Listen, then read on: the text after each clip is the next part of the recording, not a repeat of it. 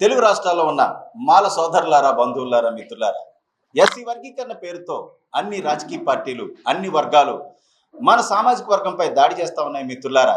దీన్ని మనం శాంతియుతంగా, ప్రజాస్వామ్యయుతంగా పోరాడకపోతే, ఎదుర్కోకపోతే, అనగనగా ఒకప్పుడు తెలుగు రాష్ట్రాల్లో మాల సామాజిక వర్గం ఉండేది, అది కాలఘట్టంలో అంతరించిపోయిందని చరిత్రలో చదువుకునేటటువంటి పరిస్థితులు ఉంటాయి. కాబట్టి మిత్రులారా, దీనిపై మాల సోదరులందరూ కూడా, అలాగే ఎస్సీ వర్గీకరణ వ్యతిరేకించేటటువంటి వర్గాలంతా కూడా దీనిపై శాంతియుతంగా, ప్రజాస్వామ్యయుతంగా పోరాటానికి సిద్ధం కావాలని చెప్పేసి ఈ సందర్భంగా మీకు అందరికీ విజ్ఞప్తి చేస్తా ఉన్నాను మిత్రులారా.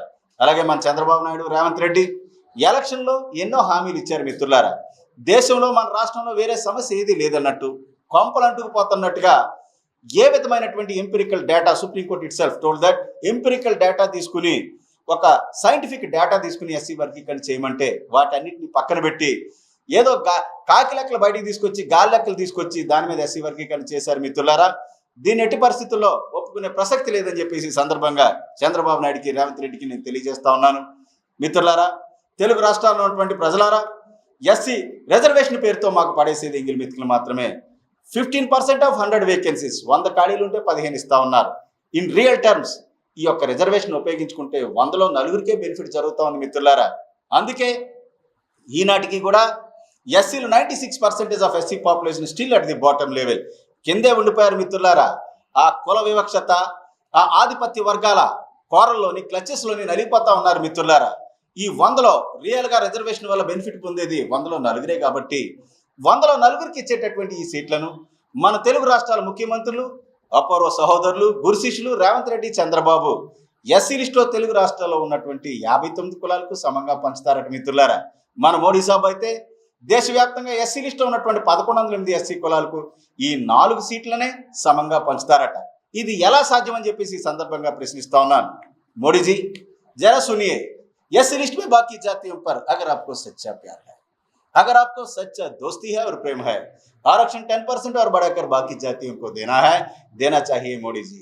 आप कर सकते हैं तो एक काम करें, लेकिन दलित जातियों को विभाजित ना करें मोदी जी. మోడీ గారు, చంద్రబాబు గారు, రేవంత్ రెడ్డి గారు, మీకు దమ్ముంటే, నిజంగా ఎస్సీ లిస్టులో ఉన్నటువంటి మిగతా కులాలను పైకి తీసుకురావాలని మీరు అనుకుంటే రిజర్వేషన్ ఇంకో 10% పెంచి వారికి ఇచ్చేయండి. మాకేమి we don't have any objection. మీరు చేయాలనుకుంటే అది చేయండి. అంతేగాని ఎస్సీ రిజర్వేషన్ పేరుతో పడేసే ఎంగిలి మెతుకుల్లో వాటాల పేరుతో, ఎస్సీ వర్గీకరణ పేరుతో మమ్మల్ని కొట్లాడిద్దామంటే కుదరనటువంటి పని అని చెప్పేసి సందర్భంగా తెలియజేస్తా ఉన్నాను మిత్రులారా. నేను చంద్రబాబుని, రేవంత్ రెడ్డిని అడుగుతున్నాను, ఒకటే చెప్పదలుచుకున్నాను. మాకు రిజర్వేషన్ పేరుతో పడేసే ఎంగిలి మెతుకుల్లోనైనా ఎస్సీ వర్గీకరణ ఈ దేశానికి సంబంధించినటువంటి భూముల్లో వద్దా? Is the social justice not needed in the industrial establishments of this country? ఈ దేశంలో ఉన్నటువంటి ఇండస్ట్రీస్లో అక్కర్లేదా? మీ క్యాబినెట్ మంత్రి పదవిలో ఎస్సీ వర్గీకరణ కాదు, జనరల్ వర్గీకరణ అక్కర్లేదా? ఎస్సీలు కొద్దు. అలాగే మరి ఈ దేశంలో ఉన్నటువంటి భూములు, ల్యాండ్స్ విషయంలో, వెల్త్ విషయంలో అక్కర్లేదా? మేము ఎర్రిపప్పుగాళ్ళం కాబట్టి మాకు ఇసిరే ఎంగిలి మెతుకుల్లోనైనా ఎస్సీ వర్గీకరణ పేరుతో మమ్మల్ని విభజిస్తూ ఉన్నారు. మీకు చేతనైతే చేయండి మిత్రులారా. అలాగే తెలుగు రాష్ట్రాల్లో ఉన్నటువంటి మాల సోదరులారా, నేను మిమ్మల్ని అందరినీ కోరేది ఒకటే, don't think that Chandrababu Naidu and Ravindra Reddy has already made the laws regarding subclassification. Don't think that it can't be changed. Already చట్టాలు చేశారు కదా, nothing is left to be done, వదిలేశారు కదా, ఇంకేమీ లేదు, చేసేశారు కదా, అయిపోయిందని అనుకోకండి మిత్రులారా. Is it Gita or Bible, Quran that can't be change? That is not to be change. ఇది ఏమైనా భగవద్గీత, ఖురానా? చంద్రబాబు నాయుడు, రేవంత్ రెడ్డి చేసినటువంటి చట్టాలు. People are supreme in democracy. ప్రజాస్వామ్యంలో ప్రజలే సుప్రీం మిత్రులారా. వారు చేశారు కదా, మార్చలేము. అది భగవద్గీత, ఖురాను, బైబిల్ అనుకోకండి మిత్రులారా. ఈ దొంగ రాజకీయ నాయకులు వాళ్ళకి ఇష్టం వచ్చిన విధంగా దొంగ చట్టాలు చేస్తూనే ఉంటారు. మనం తిరగబడాలి, ప్రజాస్వామ్యయుతంగా పోరాటం చేయాలి మిత్రులారా. లేకపోతే మన తొక్కేస్తా ఉన్నారు మిత్రులారా. మాల జాతి అంతరించిపోయేటటువంటి ప్రమాదం ఉంది. మాలలంతా కూడా తెలుగు రాష్ట్రాల్లో సైలెంట్ అయిపోయారు, వారు చేసేది ఏమీ లేదు అని అనుకుంటా ఉన్నారు మిత్రులారా. అలాగే మరి రేవంత్ రెడ్డి, చంద్రబాబు వారి ఇంటెలిజెన్స్ వర్గాల ద్వారా మాల సామాజిక వర్గంలో రెస్పాన్సే లేదని చెప్పేసి వారు అనుకుంటా ఉన్నారు. ఇది కాదని తెలియజెప్పే పోరాటంలో భాగంగానే ఈ రోజు ఏలూరు రావడం జరిగింది మిత్రులారా. అలాగే తెలుగు రాష్ట్రాల్లో, across the India, across the world మీరంతా ముందుకు రావాలి. ఇది దేశవ్యాప్త పోరాటం మిత్రులారా. అంబేద్కర్ బతుకున్నప్పుడు కానీ, మన తాత ముత్తాతలు బతుకున్నప్పుడు కానీ ఎప్పుడు ఇటువంటి కుట్ర దళిత వర్గంపై జరగలేదు మిత్రులారా. ఎస్సీ आरक्षण वर्गीकरण दलित जातियों पर, दलित एकता पर राष्ट्रव्यापी सबसे बड़ा राजनीतिक षड्यंत्र है, इसे रद्द किया जाना है. ఇది దేశవ్యాప్త రాజకీయ కుట్ర మిత్రులారా. కాబట్టి మీరంతా కూడా శాంతియుత పోరాటానికి, ప్రజాస్వామ్యయుత పోరాటానికి మరి ముందుకు రావాలని చెప్పేసి మీకు అందరికీ విజ్ఞప్తి చేస్తా ఉన్నాను. అలాగే అన్ని రాష్ట్రాల్లో ఉన్నటువంటి మిత్రులారా, అన్బాన తమిళ సహోదరి సహోదరుಗಳೇ, എൻ്റെ പ്രിയപ്പെട്ട മലയാളി സഹോദരി സഹോദരന്മാരെ, ನನ್ನ ಆತ್ಮೀಯ ಕನ್ನಡ ಸ್ನೇಹಿತರೆ, प्रिय बंगाली बंधुरा, डियर भाई और बहनों, सुनिए, एससी आरक्षण वर्गीकरण के बहाने देश भर में सभी राजनीतिक पार्टियां दलितों की एकता को कमजोर कर रही है. इस पर हमें सभी को मिलकर लोकतांत्रिक लड़ाई करनी चाहिए. भाई और बहनों, लड़ना है, लेकिन हम इस देश में हमारा अस्तित्व खो देंगे. भाई और बहनों, మిత్రులారా, ఎట్టి పరిస్థితుల్లో కూడా ఈ మోడీ అలాగే చంద్రబాబు నాయుడు, రేవంత్ రెడ్డి అన్ని రాజకీయ పార్టీలు చేస్తున్నటువంటి ఈ కుట్రను సహించే ప్రసక్తే లేదని చెప్పేసి ఈ సందర్భంగా తెలియజేస్తా ఉన్నాను. మిత్రులారా, మోడీ గారు అయోధ్యలో ఓడిపోయి ఆ ఓటమికి కారణం మన జరిగినటువంటి ఎన్నికల్లో ఉత్తరప్రదేశ్లో ఉన్నటువంటి చమార్లే, మాదిగ సోదరులు అనేటటువంటి ఉద్దేశంతో, అక్కస్తో ఈ యొక్క వర్గీకరణ అంశాన్ని తెర మీదకి తీసుకురావడం జరిగింది. మిత్రులారా, if the Congress party did it for in a corner of the country in the states of Punjab and Haryana, Modi did it for the entire nation. Congress party మొట్టమొదటిసారిగా ఎస్సీ వర్గీకరణ అంశాన్ని ఒక మూలలో చేస్తే మోడీ గారు వచ్చి దేశం మొత్తం చేశారు. మిత్రులారా, ఊరుకునే ప్రసక్తి లేదు. మీరంతా పోరాటానికి సిద్ధం కావాలని చెప్పేసి కోరుకుంటూ, doctor Ratnakar, national president for రాక్స్ and Mala Mahanadu. Would you like to ask any question? మీకు ఏదైనా సబ్జెక్ట్ మీద డౌట్ ఉంటే అడగండి. అదే అవును, వాళ్ళకి తెలియకపోయి ఉండొచ్చు. ఎందుకంటే సుప్రీంకోర్టు అనేది డెమోక్రాటిక్ సెటప్లో సుప్రీంకోర్టు అనేది టైం టు టైం జడ్జ్మెంట్స్ ఇస్తూ ఉంటుంది. ఇచ్చిన జడ్జ్మెంట్ వెనక్కి తీసుకుంటూ ఉంటుంది. 2004లో ఎస్సీ వర్గీకరణ చెల్లదు. It's not permissible under the constitution of India. States are not entitled to sub classify the ఎస్సీస్. కుదరదు, ఎస్సీ వాళ్ళు విభజించడానికి కుదరదు. ఎస్సీలంతా ఒక లిస్టులో చేర్చిన తర్వాత వాళ్ళంతా ఒకటే, నాట్ డివిజిబుల్. విభజించడానికి కుదరదని అదే సుప్రీంకోర్టు ఎస్సీ వర్గీకరణ కుదరదని 2004లో కొట్టేసింది. 5 జడ్జెస్ సుప్రీంకోర్టు బెంచ్. అదే సుప్రీంకోర్టు ఇప్పుడు 7 జడ్జెస్తో కుదురుతుంది. It is permissible under the constitution of India. ఎస్సీస్ కెన్ బి సబ్ క్లాసిఫైడ్. ఎస్సీలు మొక్కలు చేయొచ్చు అని ఇచ్చింది. సో సుప్రీంకోర్టే కదా అది ఇదిని. సో ప్రజాస్వామ్యంలో ప్రజల యొక్క తిరుగుబాటు, ప్రజల యొక్క ప్రెషర్ను బట్టి కోర్టు తీర్పులు మారుతూ ఉంటాయి. That's what I'm telling you. It's not Gita or Bible or Quran, that can't be changed. Yes, next question. 2004లో కొట్టేసింది. ఇప్పుడు అదే సుప్రీంకోర్టు ఉందని చెప్పింది. అదే చెప్తుంటాం, ఉంది కాబట్టే చంద్రబాబు నాయుడు, రేవంత్ రెడ్డి చేశారు. కాబట్టి మనం ఏమంటున్నామంటే, ఓకే చేశారు కదా, ఎస్సీ వర్గీకరణ అనేది ఓన్లీ మాకిచ్చే రిజర్వేషన్ పేరుతో పడేసి ఎంగిలి మెతుకులేనా? చంద్రబాబు నాయుడు సీఎం కదా, నేను సామాజిక న్యాయ సిద్ధాంతానికి కట్టుబడి ఉన్నానని చెప్తున్నాడు కదా. ఆయన పార్టీకి ఊపిరి పోసి ఆయన పార్టీ అధికారంలో రావడానికి కారకుడైనటువంటి పవన్ కళ్యాణ్ గారికి 1 సంవత్సరం పాటు సీఎం పదవి ఇవ్వు. కాపు సోదరులు అందరూ కూడా సాటిస్ఫై అవుతారు.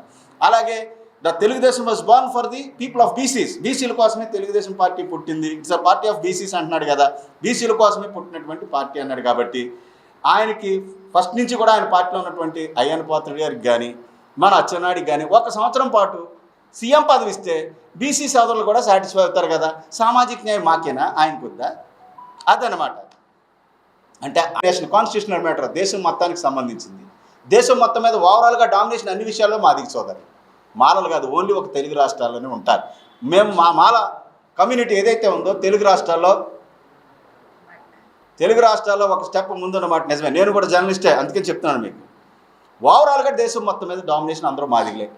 కాన్షీరామ్ గారు మాదిగ, మాయావతి మాదిగ, బాబు జగజ్జీవన్ రావు గారు మాదిగ, మీరా కుమార్ గారు Madiga, Charanjit Singh Channi ex chief minister of Punjab ఆయన Madiga, Ram Sudhakar Das ex chief minister of Bihar ఆయన మాదిగ, అలాగే సుశీల్ కుమార్ షిండే గారు మాదిగ. అందరూ మాదిగలే. కాన్షీరామ్ గారు ఏమన్నారంటే, యారేస్తాన్ నహీ హై ఏ చమర్స్తాన్ హై. ఇది మాదిగల దేశం, ఆర్యుల దేశం కాదు. ఏ ఆర్యవర్త నహీ హై ఏ చమార్వర్త హై. ఇది చమార్వర్తం, ఇది మాదిగల దేశం అన్నారు. ఇక్కడ చంద్రబాబు నాయుడు, రేవంత్ రెడ్డి కొంతమంది పెయిడ్ ఆర్టిస్టులు గిల్లి మాలోనే మీ రిజర్వేషన్ అంతా తినేస్తున్నారని కుట్రపూరితంగా ఎస్సీ మాల కమ్యూనిటీ మీద దాడి జరుగుతుంది. కాబట్టే because of that I come to this place. అందుకనే నేను వచ్చాను. రత్నాకర్ రాడనుకున్నాడు, రావడం లేట్ వచ్చేమో కానీ రావడం మాత్రం పక్కా. ఆ విషయం చెప్దామనే today have come to the place of failure. అంతే తప్ప ఓవరాల్గా తీసుకోవాలి. ఏదో ఒక మూల తీసుకుని ఎస్సీ వర్గీకరణ వల్ల వీళ్ళకి అన్యాయం జరిగిపోతుంది, ఎస్సీ వర్గీకరణ వాళ్ళు బెనిఫిట్ పొందేస్తున్నారంటే మీరు చూడండి. ఉత్తరప్రదేశ్లో లేదే, మాయావతి ఒప్పుకోవట్లేదు, కాన్షీరామ్ వారసులు ఒప్పుకోవట్లేదు, ఎవరో ఒప్పుకోవట్లేదు. ఓన్లీ తెలుగు రాష్ట్రాల్లో, తెలంగాణ, ఆంధ్రాలో చంద్రబాబు నాయుడు, రేవంత్ రెడ్డి ఎస్సీ వర్గీకరణ చేశారు. ఇప్పుడు అగైన్ ఎస్సీ వర్గీకరణ ఇష్యూ మన కర్ణాటకలో జరుగుతుంది. తర్వాత మహారాష్ట్రలో చేస్తామంటున్నారు. ఎస్సీ వర్గీకరణ చేస్తామంటున్నారు కదా. ఈ దేశంలో ఉన్న భూముల విషయంలో వర్గీకరణ వద్దా? బీసీలకు వద్దా? మిగతా కులాలకు పంచొద్దా? ఇండస్ట్రీస్లో పంచొద్దా? వెల్త్లో పంచొద్దా? What is that? What about, is it not needed in the appointment of judges to the Honorable Supreme Court and High Courts?